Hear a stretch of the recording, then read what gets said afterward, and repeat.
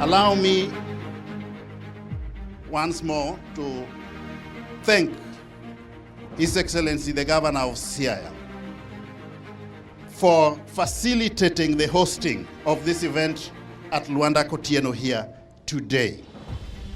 And the fact that we are hosting this event here today is a manifestation of the fact that devolution works. Nobody would have imagined that a national event of this magnitude, a global event, is being celebrated today at national level at the beaches of Luanda Kotieno. This goes to manifest the fact that devolution works.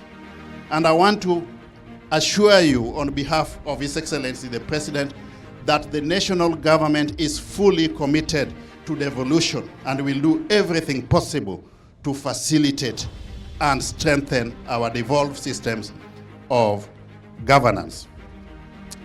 Two, I want to emphasize the imperative of cooperation between the two levels of government. Our 2010 constitutional dispensation articulates that we have got two levels of government, the national government and the county governments.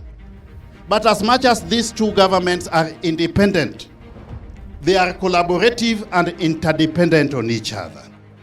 The two levels of government need to work together. That is why here today we have got officers from both the national government and the county government working together for one common objective of service delivery to the people. As we move forward, I want to assure you once more that as leaders from this county, irrespective of our political parties of affiliation, on matters development, we will work together. And I want to thank my friend Governor Orengo for being a very consultative leader. Anytime he has got anything development, he consults with everybody at relevant levels of government. And also my nephew Otiende Amolo here.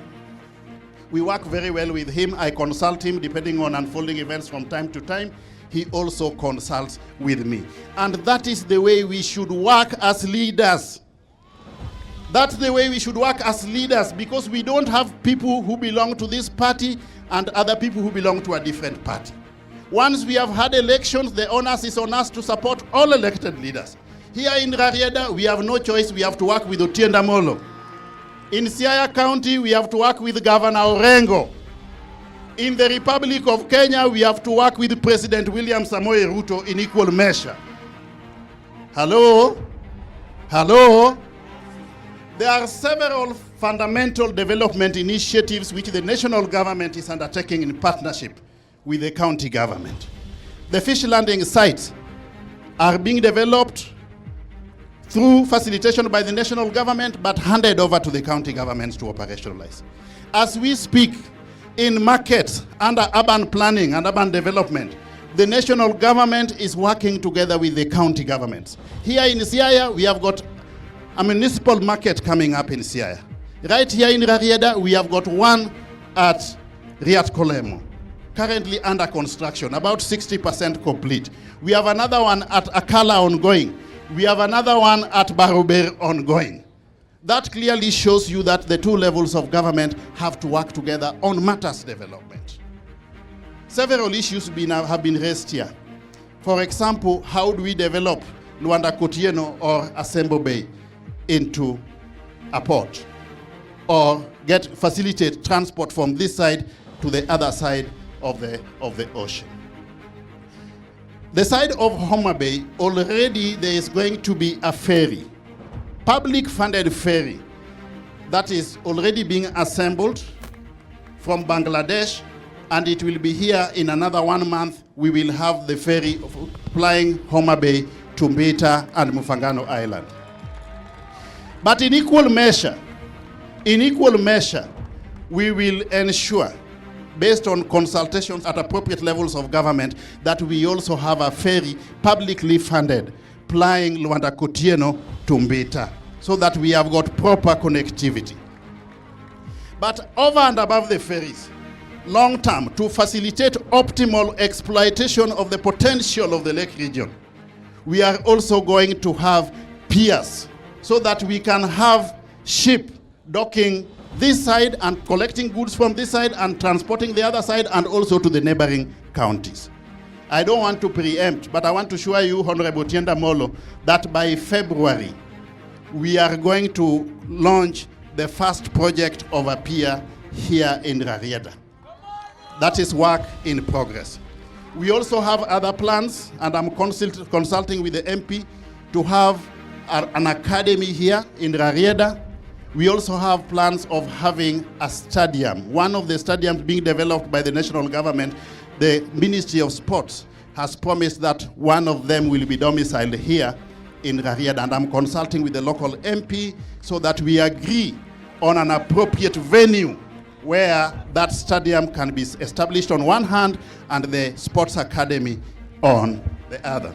Now, this issue of the Coast Guards, I've had informal consultations with the regional commissioner. As we look for a long-lasting solution, for a start, we have agreed with her that next week she is going to convene a multi-sectoral stakeholders forum under her leadership so that these issues can be discussed and an amicable solution found. And if no solution can be found at that level, we are going to escalate that to the national level, and we will intervene to ensure that we get a lasting solution. But whenever people talk, solutions are found. So we have agreed that next week she's going to convene a multi-stakeholder forum, including but not limited to the beach management union leaders, to take part in that meeting so that we can sort out some of the challenges here as we look for long-lasting solution, which I want to promise you on behalf of the national government will be found. The issue of electricity. Now, electricity has been a challenge. Last mile connectivity of electricity is now a program in the government in many regions. But the problem we have here is consistency in transmission of electricity. And I'll consult again on behalf of the national government with the CS for Energy, Honorable Opio Wandai, so that we see if this region can be accommodated within the funding that was recently gotten from the World Bank for purposes of last mile connectivity. First of all, to enhance the capacity of the transformers we have in this region and also ensure that we have got last mile connectivity to the household. There are several other programs we are doing together with the members of parliament. There's one on ICT. When I was Cabinet Secretary ICT, we established an ICT hub at Makasembo Secondary School. We also established another one at Mahaya TVET. There's a partnership between the national government and the members of parliament to set up an ICT hub in each and every ward, and also establish Wi-Fi's in the markets in partnership with the county government. The Honorable Member of Parliament is aware of this, the MCAs are aware of this. Anywhere where there is an MCA, as national government in partnership with the National Assembly, we will have an ICT hub where we can facilitate digital education of our children on one hand, but also connect them to global technological companies for purposes of digital jobs.